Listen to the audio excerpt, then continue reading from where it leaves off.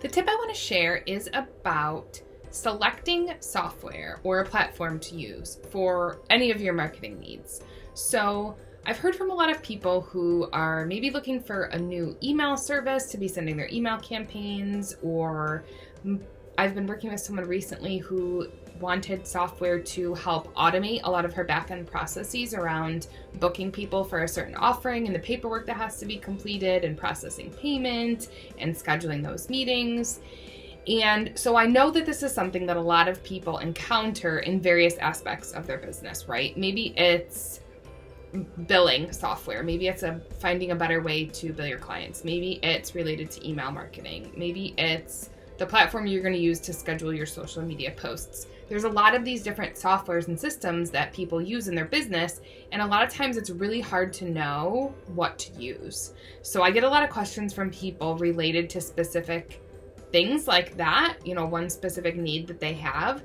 And my tip is really to take a step back and write down all of the needs that you have, not just related to this one specific pain point that you're trying to fix in your business, but all of the other things that could relate to it. So this specific example that I'm talking about, this woman who is wanting to automate some processes in her business, one of the questions I asked her was, well, what do you have for a CRM, and are you thinking about emailing people at all? I know you're not doing email campaigns now, but is that something you want to do down the road?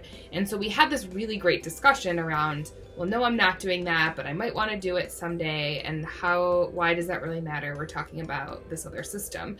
And so what I explained to her was, you really want to think through all of the needs that you might have when you're going to purchase a new software solution for your business, because you may be able to kill two birds with one stone. You may be able to get more organized and more streamlined with one tool than you really thought you would or planned to originally, just based on the needs that it's going to offer. And so I think that anytime you're looking to find a new solution or change solutions to something else, it's really important to make sure that you're listing out all of your needs and all of the possible things that you might be needing down the road. I know that can be really overwhelming. I know that there's a lot involved in that process, but my tip is really just to think through thoroughly before you go and buy a solution, because anytime that you can buy one thing that's going to help you eliminate other systems, it's going to simplify your business. It's going to make your life a little bit easier.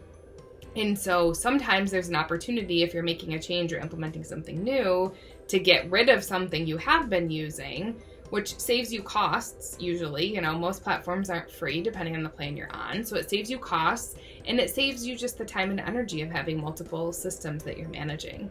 So the tip is to be clear on what your needs are before you go out and buy something. And also really just talk to a lot of other people who may have implemented something like this before you to get a really clear picture on what you need and whether or not that solution you're looking at is really going to deliver on all of the needs that you have.